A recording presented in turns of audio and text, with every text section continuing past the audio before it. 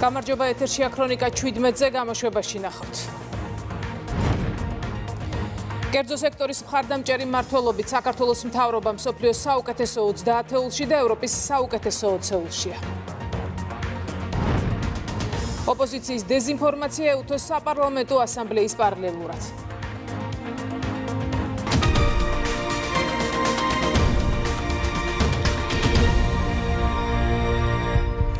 2 საათზე მეტხანს გაგრძელდა თბილისის პროკურატურაში მთავრობის ადმინისტრაციის ყოფილი უფროსის გიორგი ჭოლაძის გამოკითხვა. ჭოლაძე საგამოძიებო უწყებაში გიორგი გახარიას საქმის ფარგლებში დაიბარეს, გამოძიებას მასთან კითხვები 20 ივნისის საქმეზე ჰქონდა. გამოკითხვიდან გამოსული ჭოლაძე აცხადებს, რომ გამოძიებას ის ინფორმაცია მიაწოდა, რომელზეც რამდენიმე თვის წინ პარლამენტის დროებით საგამოძიებო კომისიას ესაუბრა. უფრო მეც გიორგი ჭოლაძის გამოკითხვაზე სოფო ბერიძე გვეტყვის. გიორგი ჭოლაძე მთავრობის ადმინისტრაციის ყოფილმა უფროსმა თბილისის პროკურატურაში გამოკითხვის დროს ძალოვანი უწყების წარმომადგენლებს მიაწოდა ყველა ის ინფორმაცია, რომელსაც ის ფლობს 20-21 ივნისის ღამის მოვლენებთან დაკავშირებით და იცით, რომ რეალურად ის ბევრი ინფორმაციის მატარებელია, გამომდინარე იქიდან, რომ ის გახლდათ პარლამენტის შენობაში განვითარებული პროცესების თვითმხილველი. პრინციპში ეს ინფორმაცია გიორგი ჭოლაძემ სულ ცოტა ხნის წინ საპარლამენტო საგამოძიებო კომისიასაც სრულად გაუზიარა. გამოკითხვის დასრულების შემდეგ კი ჟურნალისტებს კიდევ ერთხელ გითხრა, რომ 20-21 ივნისის ღამეს, მაშინაც დედაქალაქის ცენტრალურ გამზირზე ვითარება უკიდურესად იყო დაძაბული. პარლამენტის შენობაში ერთ-ერთი დეპუტატის ოთახში შეკრებილები იყვნენ სხვა დეპუტატებიც. იქ იმყოფებოდა შინაგან საქმეთა მაშინდელი მინისტრი, რომელიც იღებდა გადაწყვეტილებებს და გასცემდა ბრძანებებს. მაშინაც და ახლაც გიორგი ჭოლაძეს მიაჩნია, რომ დეპუტატების იქ იმ დროს ყოფნა იყო მიუღებელი, ისევე როგორც მას მიუღებლად მიაჩნია ახლაც, რომ მაშინ პარლამენტის შენობაში იმყოფებოდა გერმანიის მაშინდელი ელჩიც, რომლის შესახებაც გიორგი გახარიამ გიორგი ჭოლაძეს უთხრა, რომ თითქოს უკიდურესად დაძაბული ვითარების დროს რუსთაველის გამზირზე მოსეირნე გერმანელი დიპლომატი პარლამენტის შენობაში ძალოვანი უწყების წარმომადგენლებმა მიიყვანეს. კადრები კი აჩვენებს, რომ ელჩი მიდის ავტომობილით პარლამენტის შენობასთან და შედის საკანონმდებლო ორგანოში. ბუნებრივია, საინტერესო იყო ჩვენთვის ასევე კიდევ ერთხელ იმის მოსმენა, როგორ იღებდა გადაწყვეტილებებს შინაგან საქმეთა მაშინდელი მინისტრი და როდის უზიარებდა საკუთარ გადაწყვეტილებებს მაშინდელ პრემიერ-მინისტრ მამკვა ბახტაძეს. გიორგი ჭოლაძემ გითხრა, რომ ოპერატიულ ნაწილში მაშინდელი შინაგან საქმეთა მინისტრი გადაწყვეტილებებს არავის უზიარებდა, რაც შეეხება განცხადებას, რომელიც იმ ღამით მაშინდელმა პრემიერმა გააკეთა.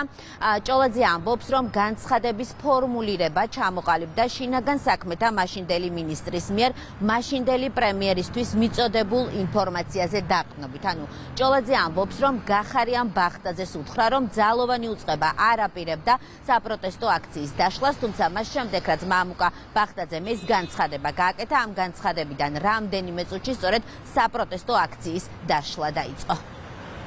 სამართლებრივი პრობლემის დანახვა ჩემი შეფასების ნაწილი არ არის. შეეხება პოლიტიკურ გადაწყვეტილებებს, გახარეთ თუ რამობდა, რომ მე მივიღე პოლიტიკური პასუხისმგებლობა ავიღეო და არ ვიცი რა პასუხისმგებლობა აიღო, მაგრამ ყოველ შემთხვევაში ასე ამბობდა. მე ვიყავი იმ ყველაფრის შემსწრე, რაც იქ ხდებოდა. პარლამენტის შენობაში ზვია ძიძიგურის ოთახში იყვნენ დეპუტატები, ხალხის მიერ არჩეული სამოქალაქო პირები, რომლებიც იქ არ უნდა ყოფილიყვნენ. ერთი ოთახი იყო იქ, მხოლოდ სადაც იჯდა გერმანიის ელჩიც, ზოგი ფეხზე იდგა, ზოგი იჯდა, არ ვიცი, დეპუტატები, მე და იყო მოსასვენებელი ოთახი, საიდანაც მაშინდელი შინაგან საქმეთა მინისტრი გასცემდა ბრძანებებს პერიოდულად. გერმანიის ელჩი თუ არ ვიცი, ეს თქვენ კადრებითაც უნდა ნახოთ. გახარია მე პირადად მითხრა, რომ ჩემებმა ამოიყვანესო, საირნობდა რუსთაველზე წარმოუდგენელი ამბავია, მე პირადად ეს უთხრა, რომ მისი ყოფნა იყო კატეგორიულად მიუღებელი. პრემიერს შინაგან საქმეთა მაშინდელი მინისტრი პოსტფაქტუმ უზიარებდა რა გადაწყვეტილებასაც იღებდა მერე, იმიტომ რომ როგორც მან თქვა და თქვენ თვით იღებდა გადაწყვეტილებას. თქვენ თუ გულისხმობთ ოპერატიულ ნაწილს, ის არავის არ უზიარებდა. ის თვითონ იღებდა ამ გადაწყვეტილებებს. რაც შეეხება მესიჯს, თვითონ რომელიც გემახსოვრებათ, რაც პრემიერმა მაშინ განცხადება გააკეთა. ნორმალური პროცესია, როდესაც მინისტრი პრემიერ-მინისტრს ეუბნება კონკრეტულ შინაარსთან დაკავშირებით რა უნდა ისაუბროს. შესაბამისად, მან უთხრა, რომ ჩვენ არ ვაპირებთ ამის საჭიროება არ არის. წავიდა პრემიერმა განცხადება გააკეთა, დადგა პრესასთან და უთხრა, ჩვენ არ ვაპირებთ ამ შესაბამისად ამის გაკეთებას. რამოდენიმე წუთში დაიწყო მიტინგის თუ დემონსტრაციის დარბევა. თბილისის პროკურატურაში გიორგი ჭოლაძე მთავრობის ადმინისტრაციის ყოფილი უფროსი 2 საათზე მეტხანს იმყოფებოდა, როგორც იცით 20 ივნისის საქმესთან დაკავშირებით გიორგი გახარიას წინასწარი პატიმრობა დაუსწრებლად უკვე შეფარდებული აქვს. სოფო ბერიძე საუბრობდა პირდაპირ ეთერში. ევთოს საპარლამენტო ასამბლეის პარალელურად, ვიდრე ქართული დელეგაცია მსოფლიოში არსებულ გამოწვევებსა და ჩვენი ქვეყნისთვის მნიშვნელოვან საკითხებს განიხილავდა, ქართული ოპოზიცია ევთოს სახელს დეზინფორმაციის გასავრცელებლად იყენებს. მათ გავრცელეს ინფორმაცია, თითქოს ასამბლეაზე მიიღეს იპიპის კრიტიკული რეზოლუცია საქართველოზე, რაც სიმართლეს არ შეესაბამება. ევთოს საპარლამენტო ასამბლეაში ევროპის სახალხო პარტიამ და თანამოაზრე პოლიტიკურმა ჯგუფმა მიიღო საგანგებო რეზოლუცია საქართველოზე, სადაც საუბარია ავტორიტარულ ნაბიჯებზე აღწერს იმ პოლიტიკურ რეპრესიებს, რომელსაც ადგილი აქვს ქვეყანაში. თინა ბოკუჩავა და გუგი წერეთელი, რომლებიც აქ ევთოს საპარლამენტო ასამბლეაზე არაფორმალურად იმყოფებიან, აცხადებენ და ჩვენ მოვისმინეთ თინა ბოკუჩავას განცხადება, რომ თითქოს ევთომ რეზოლუცია მიიღო საქართველოსთან მიმართებით, სწორედ იმ ტექსტით და სულისკვეთებით, რაზედაც თვითონ თინა ბოკუჩავა ფიქრობს და ნაციონალურ მოძრაობა ფიქრობს. ჩვენ საქმე გვაქვს ძალიან სამარცხვინო ფაქტთან. ამგვარი განცხადება შეხვედრაზე არ გაჟღერებულა, ასეთ განცხადებას ჩვენ ვერც ევთოს ვებგვერდზე ან ჩანაწერებში მოვიპოვებთ. შეიძლება ითქვას გარკვეული პოლიტიკური და დიპლომატიური სკანდალიც არის, როდესაც ევროპის სახალხო პარტიის ქართველი წარმომადგენელი თინა ბოკუჩავა ევთოს სახელით საუბრობს. ჩვენ პარტნიორებს ევთოში აუცილებლად ჩავაყენებთ ამის თაობაზე საქმის კურსში. ეს არის არარსებული დოკუმენტი ევთოს ფორმატისთვის, იმიტომ რომ ეს არის ევროპის სახალხო პარტიის ფრაქციის, ასე ვთქვათ, შიდა დოკუმენტი. ასევე შევახსენებ ჩვენ საზოგადოებას, რომ ევთოს ფორმატში ევროპის სახალხო პარტიას არანაირი ფორმალური მანდატი არ გააჩნია. ევთოს საპარლამენტო ასამბლეა რეზოლუციებს იღებს მხოლოდ და მხოლოდ ზაფხულის სესიაზე. შესაბამისად წელს ეხლა უბრალოდ ნოემბერში არანაირი რეზოლუცია არც მიუღია ევთოს საპარლამენტო ასამბლეას და დღევანდელი დღის ბოლომდე, როდესაც დამთავრდება შემოდგომის სესია, არც არანაირ რეზოლუციას არ მიიღეს. ეხლა წყვილი ნომერი მეორე. როგორც იპიპის, ასევე სოციალისტების ან ნებისმიერ სხვა პოლიტიკურ ჯგუფს ევთოს საპარლამენტო ასამბლეაში არ გააჩნია რაიმე ფორმალური სტატუსი. შესაბამისად, ეს ჯგუფები არ არის, ასე ვთქვათ, გამყარებული ევთოს საპარლამენტო ასამბლეის რაიმე დოკუმენტი. ან ეს არის უბრალოდ თანამოაზრეთა ჯგუფი, მეგობართა ჯგუფი, რომელიც შეიძლება შეიკრიბოს და ნებისმიერ საკითხზე იმშეს. ტექნიკის გაკეთებასაც ალბათ ცოდნა და გამოცდილება უნდა და ცოტა ინტელექტით უნდა დააყოლო, იმიტომ რომ როდესაც ხუთწუთიანი ნიუსით კი არ გამოგდის, ნებისმიერი დაინტერესებული ადამიანისთვის ძალიან მარტივია, რომ უბრალოდ ინტერნეტში მოძებნოს, როდის იღებს საპარლამენტო ასამბლეა რეზოლუციებს. მე უბრალოდ ვერ ხვდები ამის აზრი რა არის და რა მიზანი აქვს ამას, რომ ასეთი მდარე ხარისხის დეზინფორმაცია გავრცელდეს. დეზინფორმაციის გავრცელება ნაციონალური მოძრაობის მხრიდან არ არის სიახლე და არც გასაკვირი და მე მგონი, რომ ქართულ საზოგადოებას აქვს საჭირო სიმტკიცე იმისა, რომ ასეთ დეზინფორმაციებზე არ ქონდეს რეაგირება. მსოფლიოსა და საქართველოში არსებული მდგომარეობა, ოკუპაცია და მშვიდობის მნიშვნელობა ამ საკითხებზე გაამახვილა ყურადღება ევთოს საპარლამენტო ასამბლეაზე მაია ბითაძემ. სიტყვით გამოსვლისას მან ხაზი გაუსვა ეკონომიკური კავშირების გაღრმავების აუცილებლობას შუა დერეფანსა და ამ კონტექსტში საქართველოს განსაკუთრებულ როლს.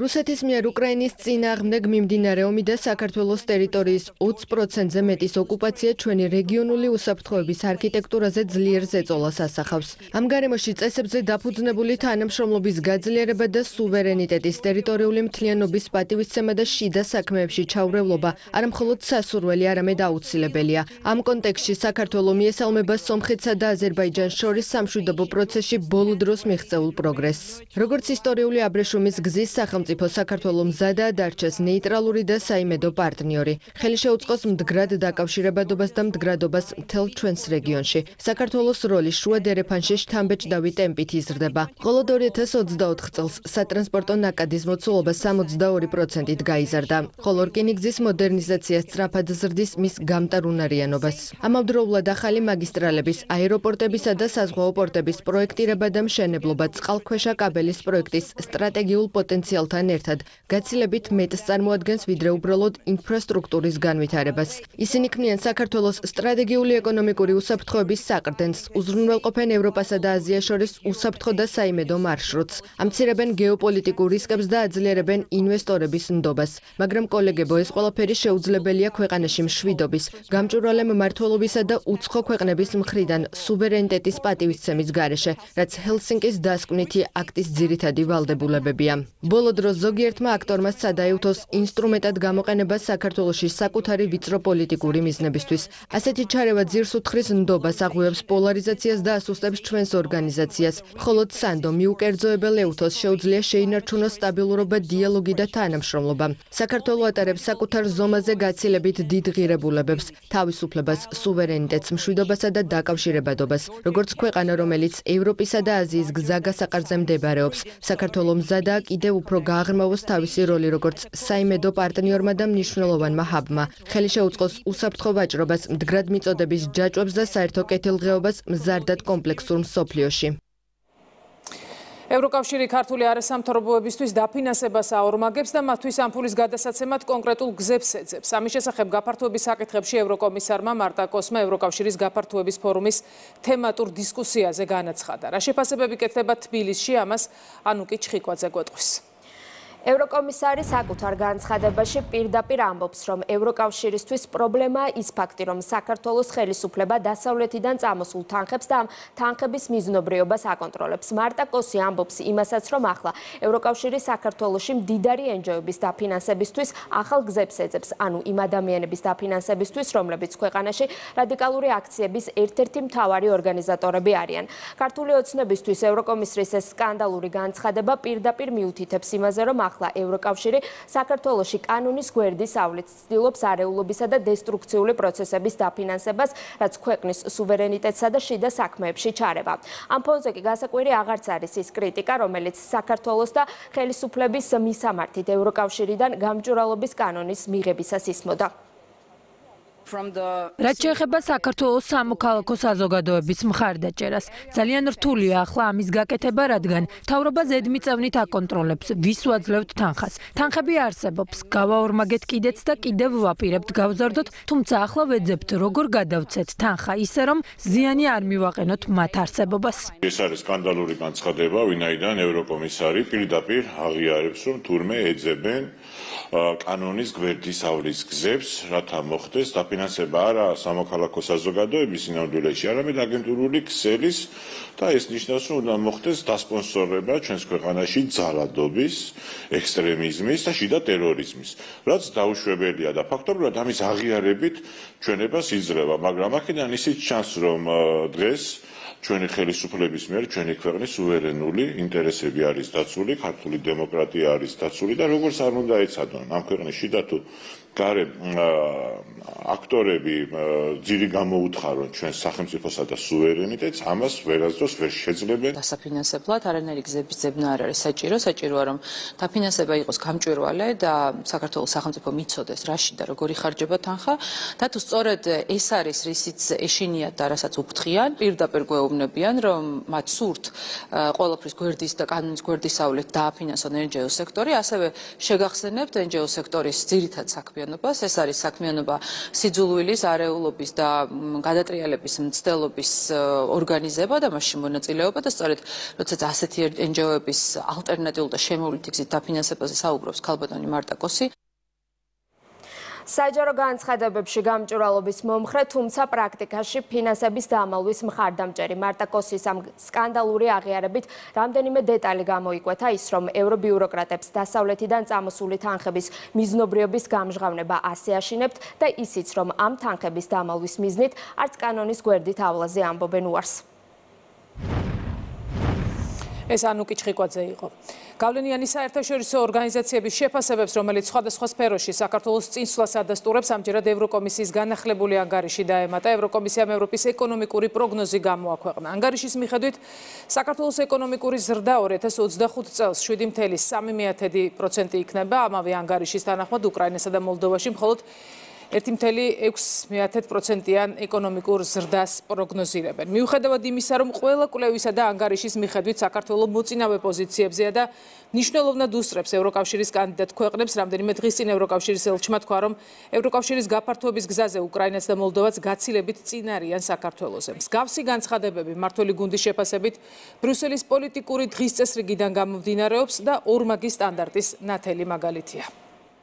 გარკვეულ ინდექსებში რო ცუდი მაჩვენებელი არ გვაქვს, ახლა ეს არ მიუთითებს იმას, რომ არ არსებობს ის რეალური პრობლემები, რომელსაც ჩვენ საუბრობთ. ციფრები ყოველთვის მიუთითებს იმაზე, რომ ძალიან რთულია მოატყო საზოგადოება. სულ ცოტა ხნის წინ ევროკომისიამ გამოაქვეყნა გაფართოების ანგარიში, სადაც უარი თქვა საქართველოს ეკონომიკური მიმართულებების შეფასებაზე და რეალურად ეს ანგარიში არ ასახავს იმ რეალურ სურათს, როდესაც ჩვენ საუბრობთ ქვეყნის ეკონომიკურ პროფილზე და სულ რამდენიმე დღის შემდგომ აქვეყნებს პროგნოზებს, თუ როგორი არის კანდიდატი ქვეყნების ეკონომიკური განვითარების პროგნოზი, სადაც სულ სხვა სურათი იხატება და ძალიან კარგად ჩანს, თუ რა პერსპექტივა აქვს საქართველოს. გაფართოების კონტექსტშიც ეკონომიკური გაძლიერების და ეკონომიკური განვითარების გარეშე წარმოუდგენელი იქნება რომელიმე ქვეყნისთვის ევროკავშირში გაწევრიანებაზე საუბარი. ეკონომიკური სიძლიერე ჭირდება ქვეყანას იმისთვის, რომ იყოს კონკურენტუნარიანი, როდესაც ევროკავშირში წევრობაზე ვსაუბრობთ,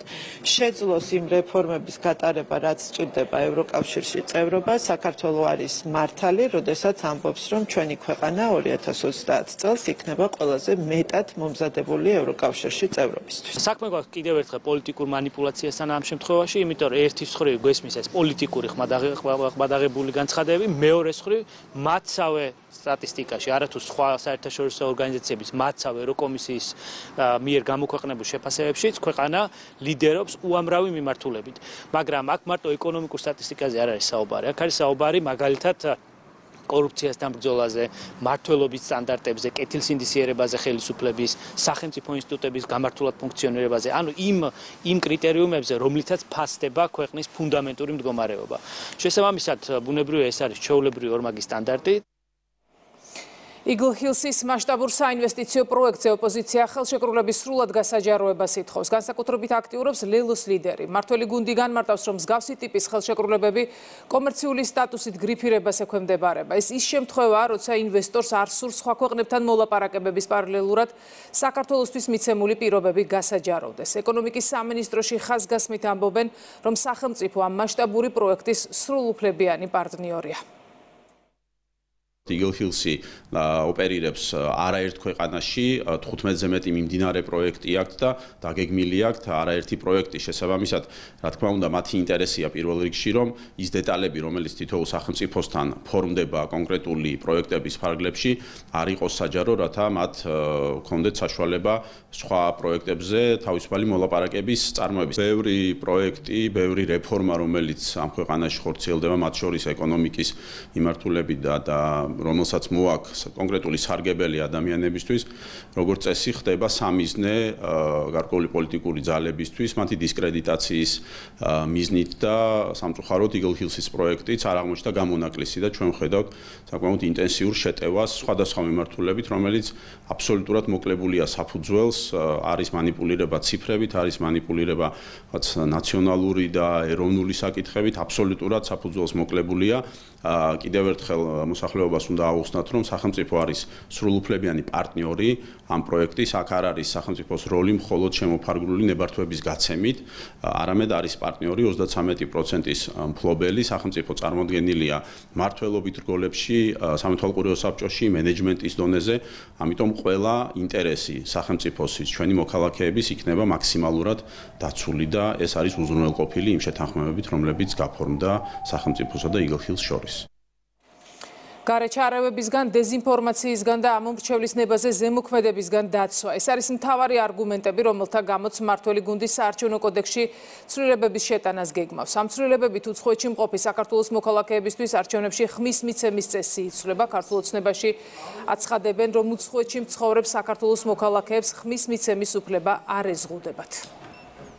მიუხედავად იმისა, რომ ემიგრანტების, ასე ვთქვათ, წილი საერთო საარჩევნო ელექტორატში სამწუხაროდ არ არის მაღალი და ეს არ გონია რამე განსაკუთრებულ, ასე ვთქვათ, შეღავაც აძლევდეს ოცნებას. ნებისმიერ შემთხვევაში ეს ინიციატივა ანტიკონსტიტუციური. ეს არის რა თქმა უნდა ჯერ ერთი კონსტიტუციის კი არა მთავარი პრინციპების დარღვევა, ხო, ადამიანებს ქართულობა ეკრძალებათ ფაქტობრივად და ძალიან უსამართლოა, როდესაც ეკონომიკაში ამხელა როლი უნდა კონდეს ამ ხალხს და პოლიტიკაში არანაირი როლი არ უნდა კონდეს. არანაირად არ ხდება საქართველოს მოქალაქეების შეზღუდვა არჩევნებში მონაწილეობასთან დაკავშირებით. ყველას აქვს უფლება მონაწილეობა მიიღოს არჩევნებში. აქ საუბარი არის თუ ციფრები ისევ და ისევ კარგი დასტური იქნება, თუ რა გავლენა შეიძლება მოახდინოს არჩევნებზე, მაგალითად საზღვარგარეთ არჩევნების ჩატარება. ფაქტიურად არანაირი ეს ერთი, თუმცა მეორეს მხრივ ჩვენ როდესაც ვხედავთ თუ როგორ ხდება არჩევნების თუნდაც გამოყენება, არჩევნების საკითხის გამოყენება, გავლენების მოსახდენად, ეს არის უკვე მეორე საკითხი. აღნიშნული უზრუნველყოფს ინფორმირებული არჩევანის გაკეთებას, ვინაიდან როდესაც ლაპარაკი არის ქვეყნის ფარგლებ გარეთ მცხოვრებ პირებზე, ეს ჯგუფი შედარებით უფრო მოწყვლადი შეიძლება იყოს მათ შორის იმ ნაწილში, რასაც ქვია დეზინფორმაცია, რასაც ქვია გარკვეული კონტექსტის ფონზე მიწოდებული ინფორმაცია, რამაც შეიძლება საერთო ჯამში გამოიწვიოს ამომრჩევლის შეცდომაში შეყვანა თუ დაბნევა. მე მინდა ყველანაირი სპეკულაციის გამოსარიცხად, უბრალოდ ციფრები გითხრათ, დაახლოებით 2024 წლის არჩევნებში მონაწილე უცხოეთში მცხოვრები ქართველი მოქალაქეები შეადგენდა სადღაც 34-35,000-მდე ადამიანს, რაც საერთო ამომრჩევლის დაახლოებით 1,5%-ია, ამიტომ ის სპეკულაციები მასთან დაკავშირებით, რომ თითქოს ვინმე პოლიტიკურად შეიძლება აწყობდეს, ეს სრული აბსურდია. თავისუფალი არჩევანის საშუალება უნდა მიეცეს საქართველოს მოქალაქეს, როცა ის საარჩევნო ყუთთან მიდის და ის არის ძალიან მოწყვლადი, როდესაც უცხოეთში არის და იმ ძალების ზეგავლენის ქვეშ შეიძლება მოექცეს თავისუფლად და გახდეს მოწყვლადი, როდესაც იქ აქვს სამსახური, იქ ოპერირებს, იქ აქვს ურთიერთობები, მასზე ზეგავლენის მოხდენა ძალიან ადვილი. ეს იყო ერთ-ერთი პირველი მოტივი. მთავრობის ადმინისტრაციის უფროსი ამერიკის შეერთებული შტატების სახელმწიფო დეპარტამენტის დელეგაციას შეხვდა. დელეგაციას სახელმწიფო დეპარტამენტის უფროსი მრჩეველი ჯონათან ასკონასი ხელმძღვანელობს. შეხვედრაზე ყურადღება დაეთმო საქართველოს ხელისუფლების მიერ ქვეყნის სატრანზიტო და ეგრეთ წოდებულ დაკავშირებადობის ფუნქციის გაძლიერების კუთხით გადადგმულ ნაბიჯებს.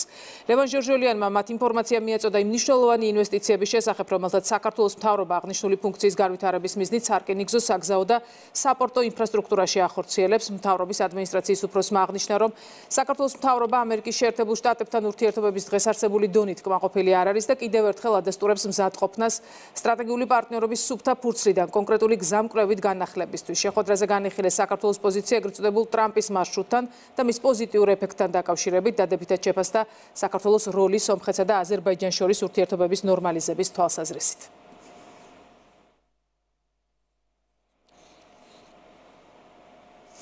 კერძო სექტორის მხარდამჭერი მმართველობით საქართველოს მთავრობამ მსოფლიოს საუკეთესო 30 ათეულში და ევროპის საუკეთესო 20-ეულშია. ჩენდლერის ინსტიტუტი კარგი მთავრობის 2025 წლის ანგარიშის ფარგლებში მარეგულირებელი მმართველობის რეიტინგს აქვეყნებს. საქართველოს უსწრებს ევროკავშირის კანდიდატ ყველა ქვეყანას და ევროკავშირის და ნატოს წევრ 15 სახელმწიფოს. მსოფლიო ბანკის ამ გლობალური კვლევის ფარგლებში საქართველოს 7 საერთაშორისო შემფასებელმა და ორგანიზაციამ, ასევე პროექტმა შეაფასა, მათ შორისაა ამერიკული, გერმანული და ბრიტანული ორგანიზაციები. აღნიშნული ანგარიში გულისხმობს მთავრობის უნარს მაქსიმალურად ხელი შეუწყოს კერძო სექტორს კონკრეტული ინიციატივებით. ამ მიმართულებით ცნობილია, რომ მთავრობას აქვს უამრავი პროგრამა, როგორც ადგილობრივ, ისე თვითმმართველობის დონეზე, რომელიც უზრუნველყოფს კონკრეტული კერძო ინიციატივების ბიზნესის დახმარებას, სუბსიდირებას, გარკვეული ბიზნესების წახალისებას, ახალი სფეროების განვითარებას, შესაბამისად არ არის გასაკვირი აღნიშნული ადგილი მსოფლიოს რეიტინგში. კერძო სექტორის მხარდამჭერი მმართველობით საქართველოს მთავრობა არის სოფლიოს საუკეთესო 20 ათეულში, ევროპის საუკეთესო 20-ში კვლევა, რომელიც გამოაქვეყნა კარგი მთავრობის ანგარიშის პარკლებში ჩენდრელის ინსტიტუტმა, წარმოებულია სოფლიო ბანკის პროექტის გლობალური მართლობის ინდიკატორების მიერ და 7 საერთაშორისო შემოწმებელ ორგანიზაციას აქვს საქართველოს შეფასებული თვალსაზრისით ტიტულოვანმა ორგანიზაციებმა საქართველოს შეაფასეს და საქართველოს მთავრობამ მაღალი შეფასება დაიმსახურა.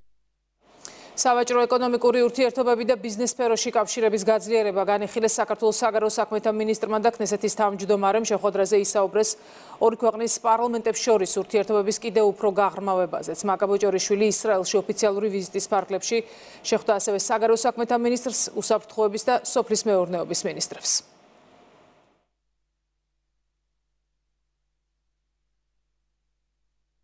საკმაოდ მჭიდრო არის ჩვენს პარლამენტებს შორის თანამშრომლობა წლების განმავლობაში.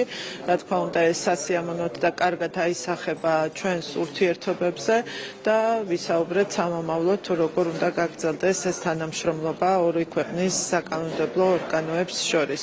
გარდა ამისა, რა თქმა უნდა, ჩვენ ვისაუბრეთ ზოგადად ორ ქვეყანას შორის ურთიერთობებზე, იმ მჭიდრო ისტორიულ კავშირებზე, რაც არსებობს ჩვენს შორის და ჩვენს ხალხებს შორის და იმ რა მიმართულებითაც მეტი ძალისხმევა არის საჭირო იქნება ეს ეკონომიკური ურთიერთობების გაძლიერება, ბიზნეს კავშირების გაძლიერება. სამართალდამცველებმა 156 შეკვრად დაფასებული 35 კილოგრამი ნარკოტიკული საშუალება მარიხუანა მოიღეს, რომლის საერთო ღირებულება ეგრეთ წოდებულ შავ ბაზარზე დაახლოებით 3 მილიონ ლარს შეადგენს. განსაკუთრებით დიდი ოდენობით ნარკოტიკული საშუალების უკანონო შეძენა, შენახვისა და რეალიზაციის ხელშეწყობის ბრალდებით ირანის მოქალაქეა დაკავებული. ქალაქ თბილისის პოლიციის დეპარტამენტის თანამშრომლების მიერ ჩატარებული საპოლიციო ღონისძიების შედეგად განსაკუთრებით დიდი ოდენობით ნარკოტიკული საშუალების უკანონო შეძენა, შენახვისა და რეალიზაციის ხელშეწყობის ბრალდებით ერთი პირია დაკავებული. დაკავებულის საცხოვრებელი სახლის ჩხრეკისას სპეციალური სამალავიდან ამოღებული იქნა 35 კილოგრამი მარიხუანა, რომლის ღირებულებაც ეგრეთ წოდებულ შავ ბაზარზე შეადგენს 3 მილიონ ლარს. აგრეთვე საგამოძიებო მოქმედებების შედეგად დაკავებული საცხოვრებელი სახლიდან ამოღებული იქნა ნარკოტიკული საშუალების დაფასოვებისათვის საჭირო მასალები. დანაშაული 20 წლამდე ან უვადო თავისუფლების აღკვეთას ითვალისწინებს. მეექვსე ქართულ სომხური სამართლებრივი ფორუმი დასრულდა თბილისში. 2 დღის განმავლობაში მიმდინარე ღონისძიება საქართველოსა და სომხეთის იუსტიციის მინისტრებმა შეაჯამეს. ფორუმის დასასრულს მხარები შეთანხმდნენ სამომავლო თანამშრომლობის გეგმასა და მიმართულებებზე, რომელიც კიდევ უფრო გააღრმავებს უწყებათა შორის სექტორულ და სტრატეგიულ თანამშრომლობას ადამიანის უფლებების დაცვისა და სამართლის უზენაესობის მიმართულებით. ფორუმის ფარგლებში სომხეთის იუსტიციის მინისტრს უმასპინძლა საქართველოს პრემიერ-მინისტრმა ორმხრივი შეხვედრა გაიმართა ორი ქვეყნის იუსტიციის მინისტრებს შორის. სომხეთის დელეგაციამ ასევე დაათვალიერა თბილისის იუსტიციის სახლი და ქალთა მეხუთე პენიტენციური დაწესებულება. ერთ-ერთი მთავარი და მნიშვნელოვანი საკითხი, რომელიც განხილულ იქნა ქართველი და სომეხი კოლეგების მიერ, ეს იყო ის გამოცდილება და ის დახმარება, რაც შეუძლია საქართველოს გაუწიოს სომეხ კოლეგებს ევროპული ინტეგრაციის გზაზე, მათ შორის ვიზა ლიბერალიზაციის პროცესში. ორივე ქვეყნის იუსტიციის სამინისტროები მიმართულია იმისათვის, რომ შეიქმნას მაქსიმალურად სტაბილური სამართლებრივი გარემო, რაც ასევე მნიშვნელოვანია რეგიონში მშვიდობის შენარჩუნებისათვის. მნიშვნელოვანია ის ფაქტი, რომ ფორუმის ფარგლებში ჩვენ შევქმნით სოციალური ჯგუფი, რომლის საშუალებითაც შესაძლებლობა გვექნება თანამშრომლობა უფრო ინტენსიური გავხადოთ. ჩვენს ქვეყნებს მრავალ საუკუნოვანი ისტორია აკავშირებს, რაც შესაძლებლობას გვაძლევს ერთმანეთს გამოცდილება გავუზიაროთ.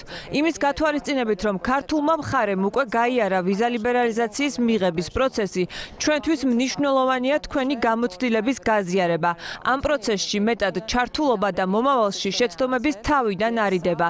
დიდი მადლობა ქართველ კოლეგებს ფორუმის უმაღლეს დონეზე ორგანიზებისთვის.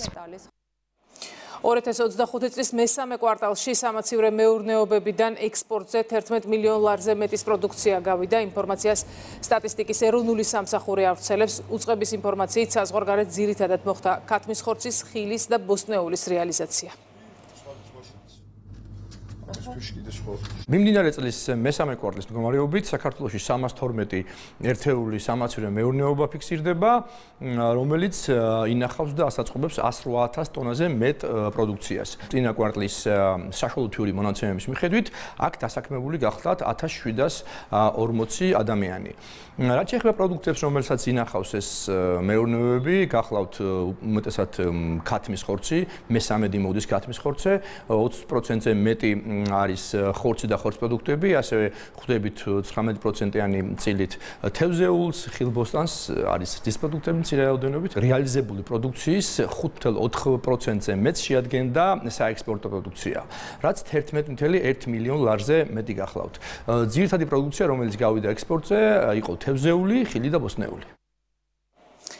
ლემონდი ურსულა ფონ დერ ლაიენსა და კაია კალას შორის დაპირისპირებაზე წერს, გამოცემის ცნობით ევროკომისიაში დიპლომატიური სფეროს გასაკონტროლებლად სამეფო კარის თამაშების მსგავსი ბრძოლა მწიფდება. ევროკომისიის პრეზიდენტი ფონ დერ ლაიენი საერთაშორისო პოლიტიკის საკითხებში სულ უფრო მეტ უფლებამოსილებას ითავსებს, რითაც დიპლომატიური სამსახურის ხელმძღვანელი კაია კალასი იზოლაციაში ექცევა. კალასი უშედეგოდ ცდილობს გამოვიდეს ფონ დერ ლაიენის ჩრდილიდან ისეთი მნიშვნელოვანი საკითხების გადაწყვეტისას, როგორც უკრაინა, ახლო აღმოსავლეთი და ევროპული თავდაცვის განვითარება.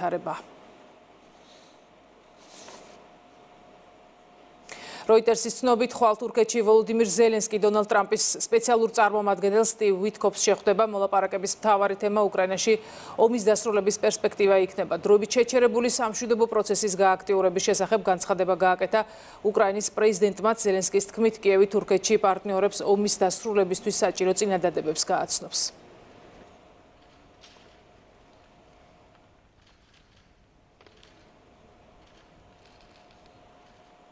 უნგრეთის პრემიერ-მინისტრის ადმინისტრაციის მაღალჩინოსანი ბალაშ ორბანი ბრიუსელის ელიტას ომის დაფინანსებისთვის თანხების მოძიებაში ადანაშაულებს. ბალაშ ორბანი უკრაინაში კორუფციული სკანდალის ფონზე უპასუხისმგებლოს უწოდებს ევროკომისიის პრეზიდენტის წევრი სახელმწიფოებისთვის გაგზავნილ მოწოდებას, რომელიც უკრაინის 127 მილიარდი ევროთი დახმარებას ეხება.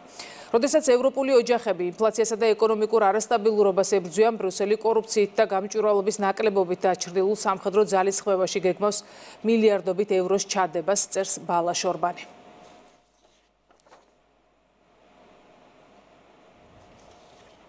ეკოლოგების ორგანიზაცია Greenpeace აცხადებს, რომ საფრანგეთი რუსეთში გადამუშავებულ ურანს ხელმეორედ გადამუშავებისთვის აგზავნის და კიდევ ერთხელ გამოსაყენებლად უკან იბრუნებს.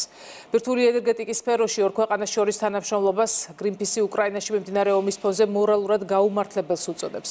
ურანის გადამუშავების სფეროში თანამშრომლობა რუსეთის წინააღმდეგ დაწესებული სანქციების ჩამონათვალში არ შედის. ორგანიზაციამ რუსეთში გასაგზავნად საფრანგეთის ერთ-ერთ პორტში რადიოაქტიური ელემენტებით ტანკერის დატვირთვის პროცესი გადაიღო. Greenpeace ამტკიცებს, რომ სანქტ-პეტერბურგში გადასაზიდად საფრანგეთი პანამის დროშით მცურავ ტანკერს იყენებს.